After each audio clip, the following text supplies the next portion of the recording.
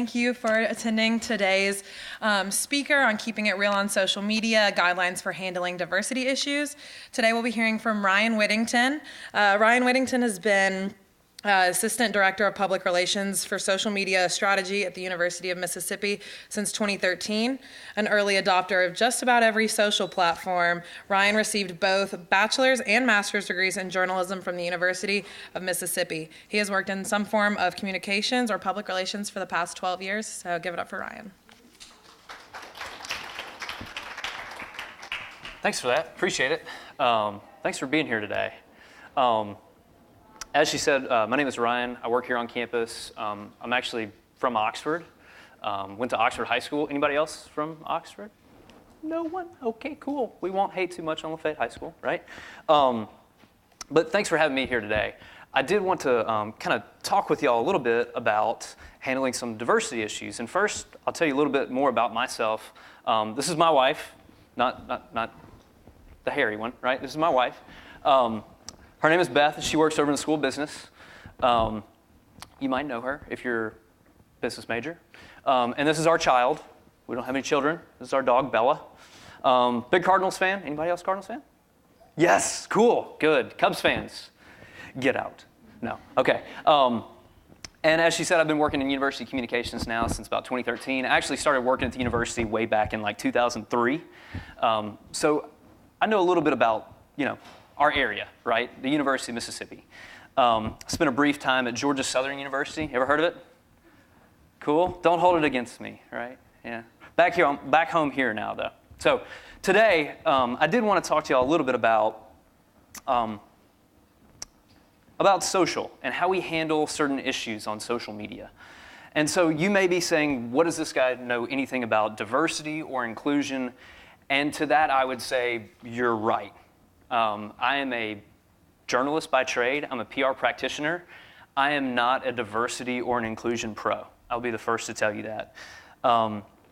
In fact, when Ms. Street asked me to speak today, I initially turned her down because I said, there's a lot of people who know how to do this and know some of the skills to share better than I do.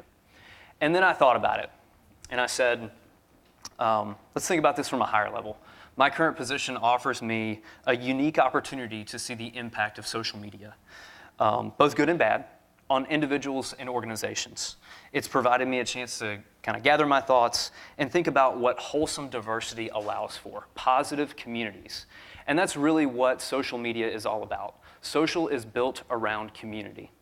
So that's kind of that's kind of the angle I'm going to tackle it from today.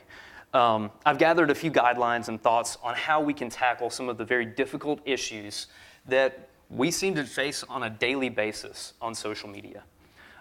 So please don't think I'm trying to preach to you. I'm not the best at some of this stuff, but I do think that kind of my perspective and the things that I've run into on social give me a unique viewpoint.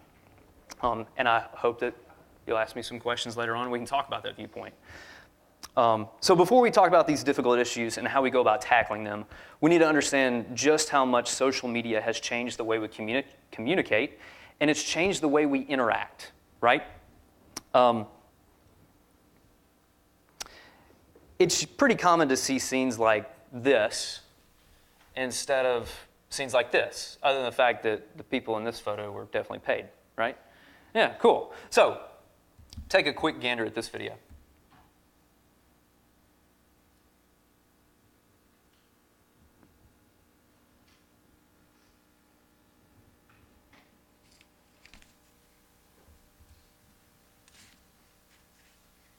Should have audio. It's not a big deal, though.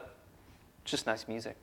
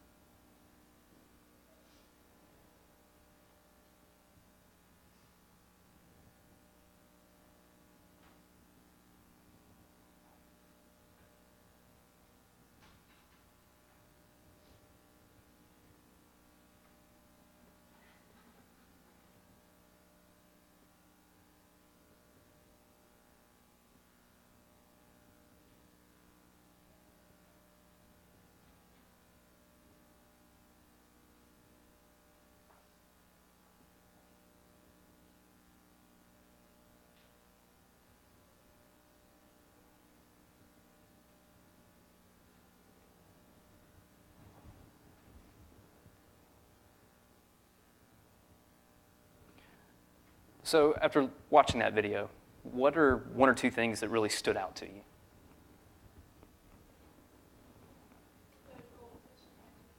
Yeah, the attention span, right? So the average attention span of a goldfish is 8 seconds. Humans, 7 seconds.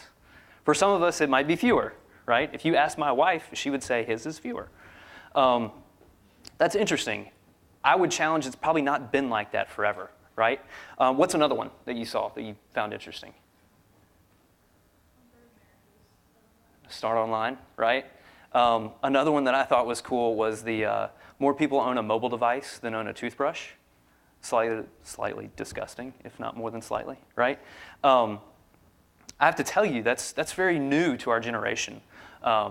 Maybe not our generation, but to humans in general, right?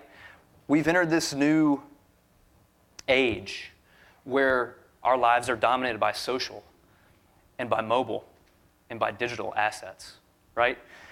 So it's very interesting to see some of these changes that are occurring in the digital space.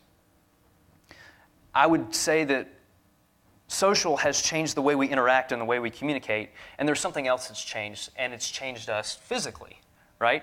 So we don't have audio right now, or I couldn't get audio, but I'll share this with you. There was this video that I've found that I've been sharing a little bit. It's for a group that does some research on this. And essentially, this infographic-style video walks you through why social media is so powerful and why we feel the urge to communicate online and why we feel rewarded physically when things go well for us on social, right? It triggers this release of endorphins. It's almost like using a drug, using social media, because we're talking about ourselves. It signals the fact that we as humans have changed thanks to social media.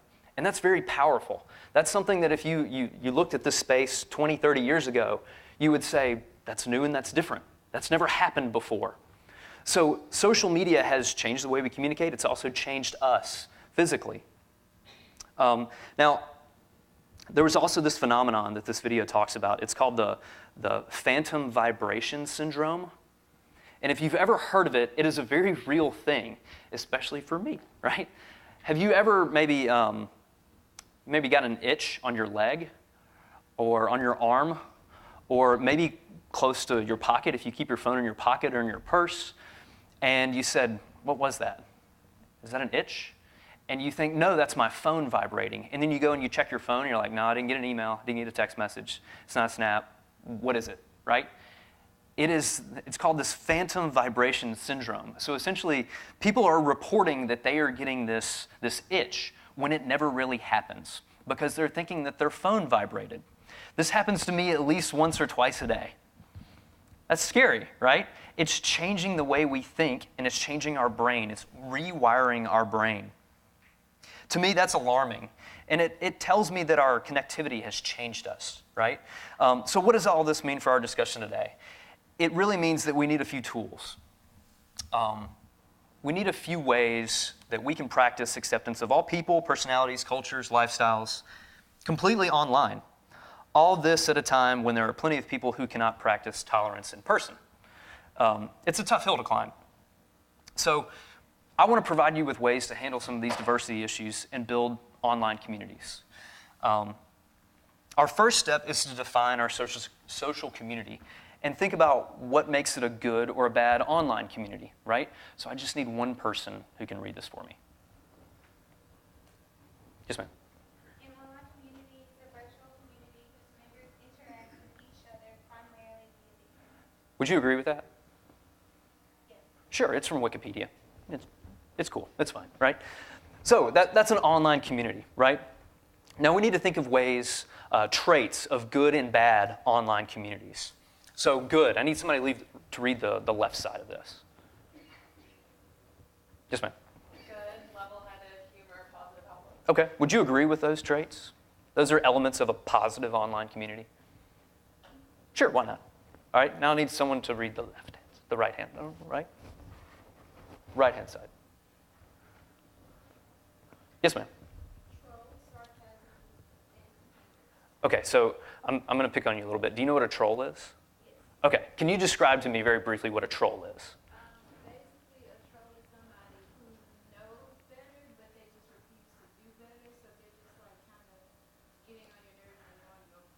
That is an outstanding description of a troll, right? It is not the cuddly trolls that we know and love, right?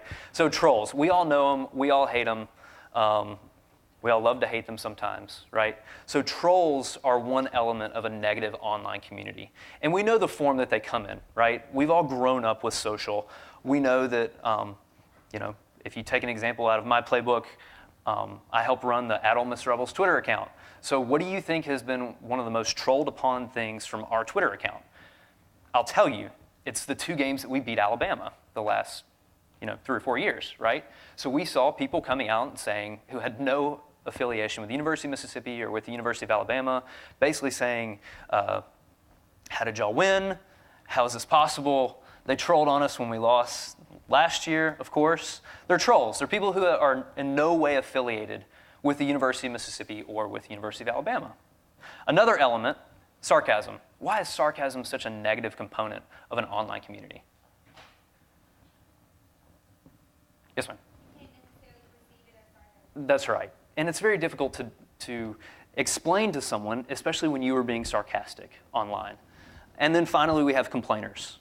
Complainers come in many forms, fashions, right?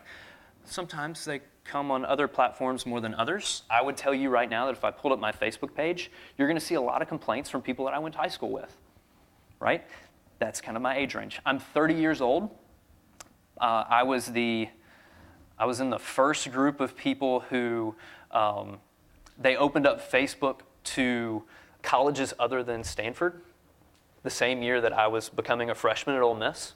And everybody thought they were so cool. And now it's kind of transformed my feed, right? Now I hear from people that I went to high school with and they say, why are taxes so high? Or why do I have to take my child and go be an adult elsewhere, right? It's a complaining space now for me. So instead, we've seen people migrate to other platforms like Twitter, like Snapchat, like Instagram, etc. So those are some of the bad elements of an online community, not the trolls again, right?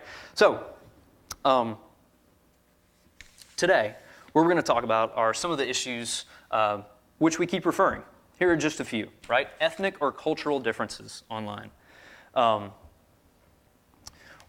One thing that is always being talked about a lot is episodes of racism or hate being spewed in certain social platforms.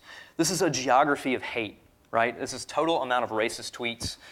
This is from a search and a study done by Humboldt State University researchers. They were trying to identify the geographic origins of online hate speech. And this is actually a little bit older, 2012 to 2013. This is interesting. So it's a heat map of all the hate that is generated online. These are just from total amount of racist tweets, right? And you can see exactly where all of this is kind of being done. It's the southeast portion of the US, it's the eastern seaboard of the US, and then it's also the central portion of the US. This data shows information based on every geocoded tweet in the US. That's 150,000 total tweets that included homophobic slurs and slurs aimed at disabled individuals. So it contained one of the hate words, right? That's interesting. They haven't updated this map since then. But just based on this, you can see, if that was 2012, 2013, imagine where it stands now, especially after such a tumultuous political time in our nation's history, right? Some other ones we're going to talk about. Harassment. So has anyone ever heard of Gamergate? This happened in 2014. A couple people?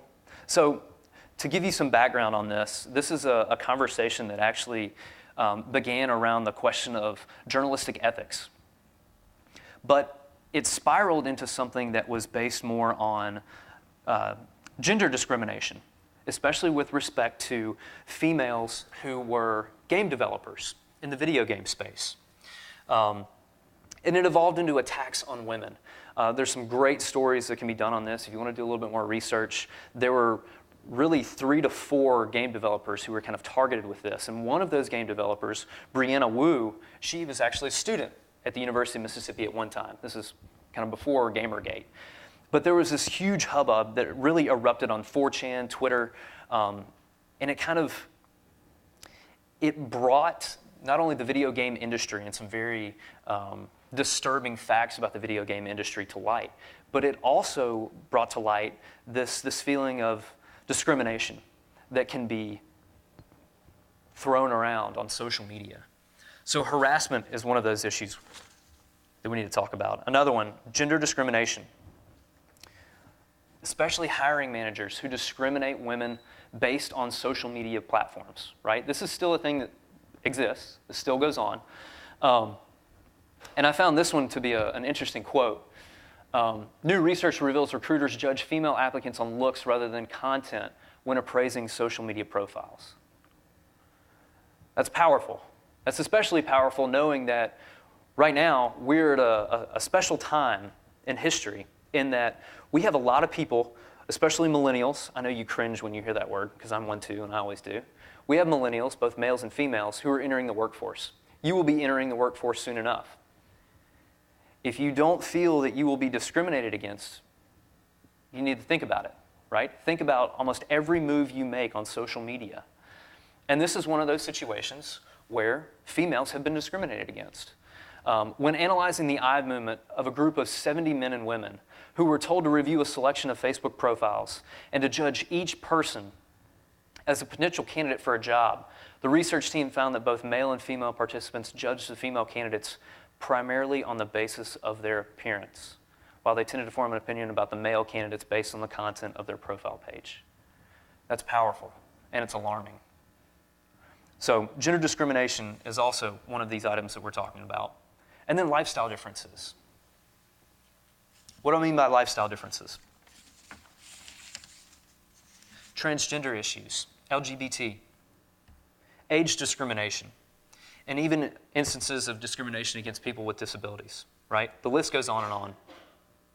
So now the question is, how do we fight against these aggressions in the online space?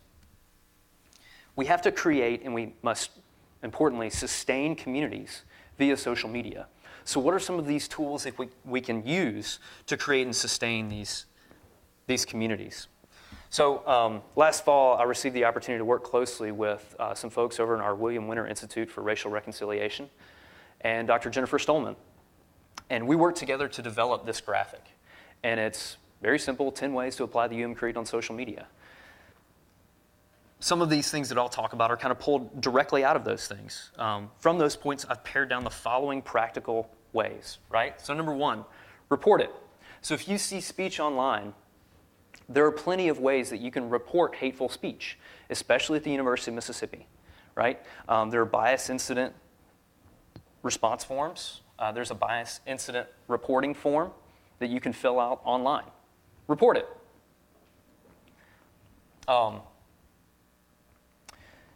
To share with you a very personal story, I actually help run the University of Mississippi Instagram account, right? So we shared a photo of on Instagram. We had one person who was not happy with the content that we shared. And this person commented on the Instagram page and said this, right? Coming to Girard Hall to visit you, Whittington.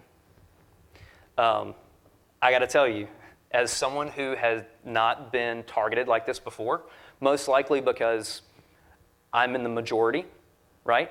I'm a white male, middle to upper class, and I'm 30 years old. I'd never run into something like this before. And honestly, it scared me. I didn't know what to do, right? My wife works on campus.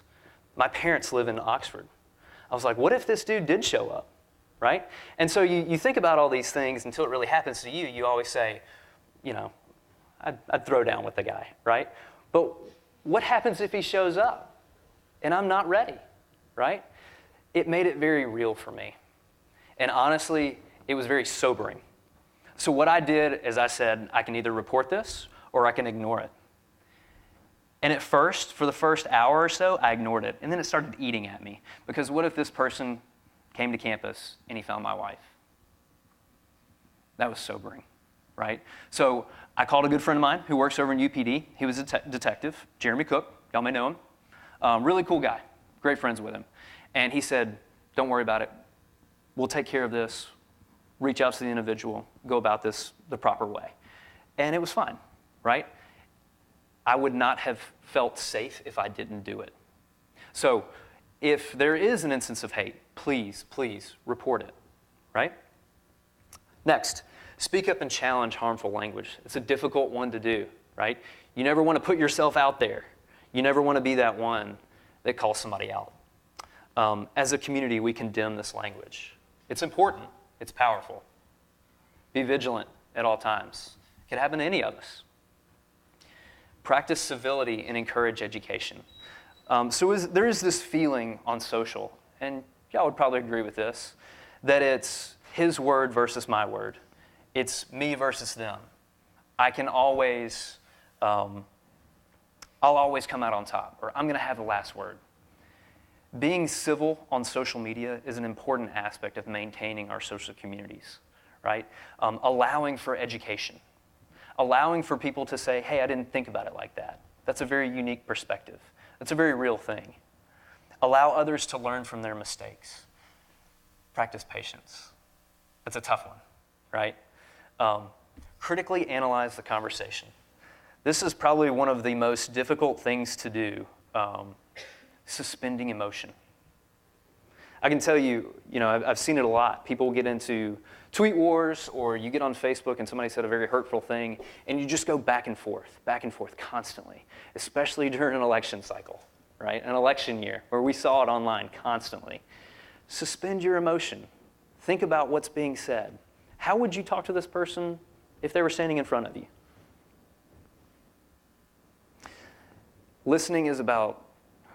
Social media is about listening and engaging. Listening is an important part of that equation. And then take it offline.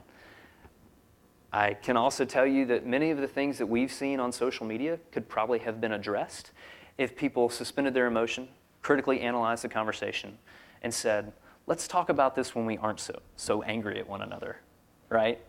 When we don't want to have it out online. And then know when to disengage.